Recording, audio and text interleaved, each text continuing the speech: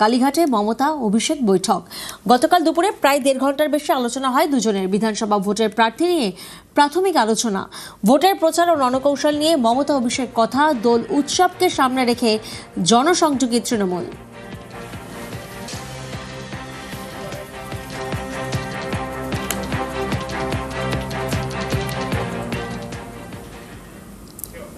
ভোটের মুখে দলবদল, তৃণমূলে যোগ দিলেন কার্শিয়াংয়ের বিজেপি বিধায়ক বিষ্ণু প্রসাদ শর্মা।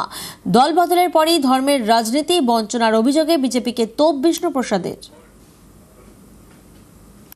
আপনাদের যে স্বপ্ন আছে একটা উন্নত সমাজ, সেই উন্নত সমাজ, উন্নত ভবিষ্যৎ, উন্নত প্রজন্ম, এইসব পরিকল্পনা নিয়েই আমি আজকে টিএমসি পার্টিতে ঢুকেছি।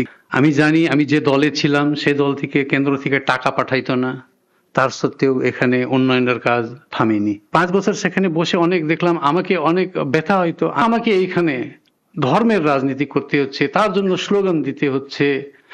আমরা যে বিশৃঙ্খল রাজনীতিতে যাচ্ছি এটা আমাকে ভিতরে ভিতরে পিঞ্চ করতো। বিষ্ণু প্রসাদের দলবদলে গুরুত্ব দিতে নারাজ বিজেপি নেতৃত্ব।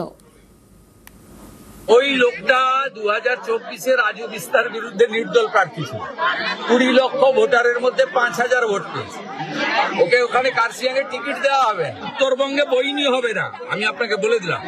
54-র মধ্যে 45-এর উপরে ভারতীয় জনতা পার্টি পাবে, আমার নাম করে লিখে রাখবেন, রাখবেন। তারপরেও 5-7টা যা পাবে ও অন্যরা পাবে, তৃণমূল ওখানে 0 পাবে। 54-তে 0 হবে, মালদা থেকে আলিপুরদুয়ার, কোচবিহার 0 হবে, আমি আপনাকে আজকে বলে